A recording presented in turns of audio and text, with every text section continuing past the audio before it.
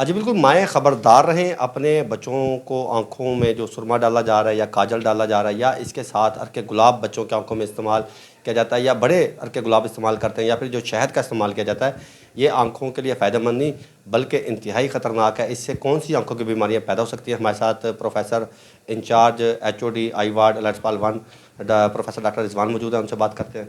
जी doctor साहब, क्या कहेंगे आँखों में माएँ जो हैं वो काजल इस्तेमाल करती हैं और सुरमा इस्तेमाल करती हैं, ये कितना ख़तरनाक है? देखिए, ये जो काजल ये सुरमा होता है बेसिकली इसमें केमिकल्स होते हैं और ये बच्चों में आँखों के लिए जो है ना कोई इतना ज़्यादा फ़ायदेमंद नहीं है। इसकी वजह से एक तो छोटे बच्चों की आँखें बहुत नाजुक होती हैं, काजल या सुरमा डालने से उनकी आँख में एलर्जी होने का ख़तरा होता है।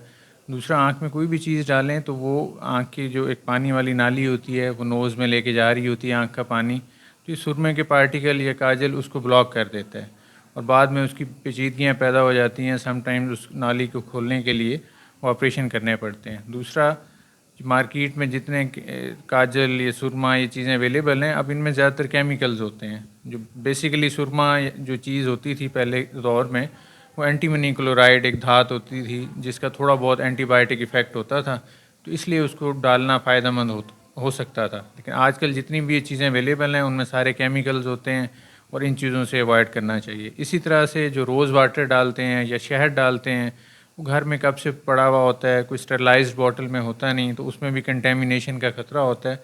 तो बेहतर ये है कि इन चीज़ों से अवॉइड करना चाहिए। इवन बड़ों को भी, बच्चों को भी इन चीज़ों से अवॉइड करना चाहिए। जी। और सर इसके साथ आप ये बताएं, जैसे आपने अर्क गुलाब के वाले से बताया और शहद के वाले से बताया, तो इससे कौन सी बीमारियां पैदा हो सकती हैं? वो हमारे नाजरीन को वो भी बताइए। जो ज़्यादा प्रॉब्लम हो सकता है वो यही है कि इनसे आँखों की एलर्जी हो सकती है और अगर वो कंटेमिनेटेड हैं, काफ़ी पुरानी पड़ी हुई हैं, बॉटल जो है हमारे घरों में अक्सर पुराने पड़े हुए होते हैं ना, तो उसकी वजह से जो है वो बैक्टीरियल कंजंक्टिवाइटिस हो सकता है। तो बेहतर तो आँखों के लिए सबसे बेहतरीन रेमेडी ये है कि आप जब भी वज़ू करें, फेस वॉश करें, तो आँखों को अच्छी तरह से साफ़ पानी से धो लिया करें।